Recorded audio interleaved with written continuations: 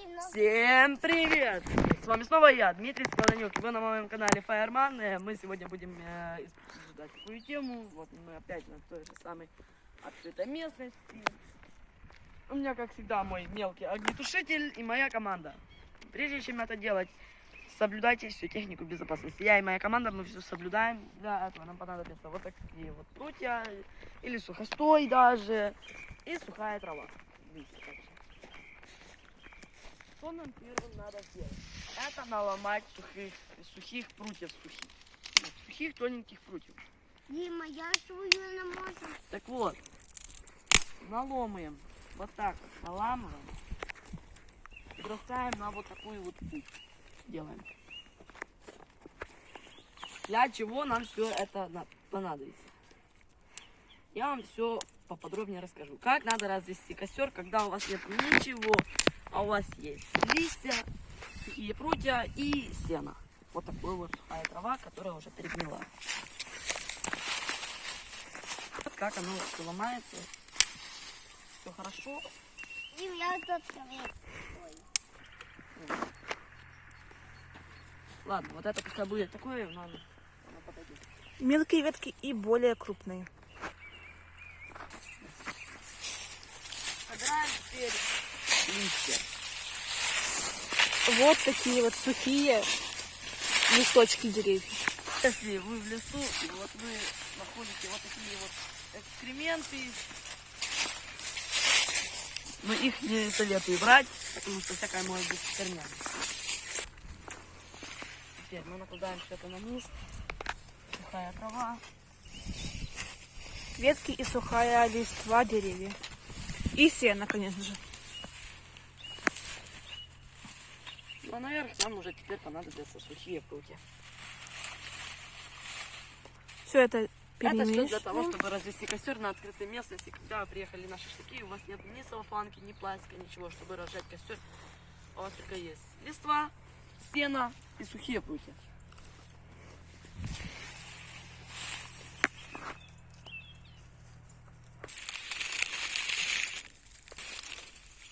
К разжиганию костра. Если, конечно, да, у вас есть вот такой вот маленький кусочек, да, можно тоже положить его сюда, наверх. Он хорошо даст тогда нам жар. И наши будут жаринки. Класса 1. Это небольшие, розочка. Класса F1 спички. Я их так называю. А так они разных классов, видов есть. Они у меня класса 1. Да. Теперь поджигаем еще с второй стороны. И все. Теперь пускай разжигается. Но если у вас есть вот, две таких вот палки, одну оставьте на костре, одну оставьте себе.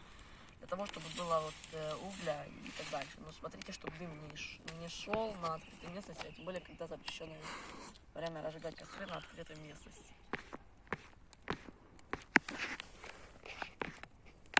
Видите, работает.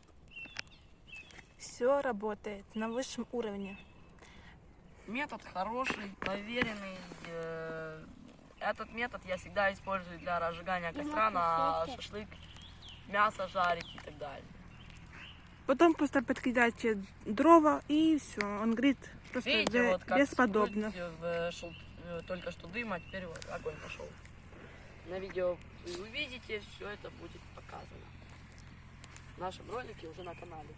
А прямые трансляции я, конечно, не говорю, когда буду вести, просто будет вам приходить, если нажмете на колокольчик и выберете, что все сообщения, что вы приходили. И будете тогда просто уже...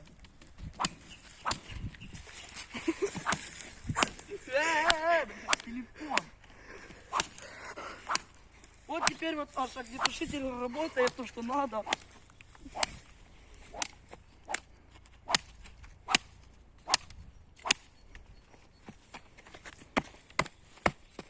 Все. Чтобы не шел дым после огня, когда вы его тушите, надо нам использовать такую землю. Правильно. Вот, видите, вот таким вот движением посыпаете все места, где идет дым. Если у вас нет воды. Или она есть, но она у вас на исходе. Запах, конечно, от этого не очень приятный. А теперь мой вам итог. Мы подвели итоги все. Не делайте такого в запрещенное время, так как сейчас война 22. Ну, а ти взяв водичку. Вот. И детям не доверяйте, главное, это спички. І в И мене всего вам пожежна хорошего, до палка. скорых встреч, пока.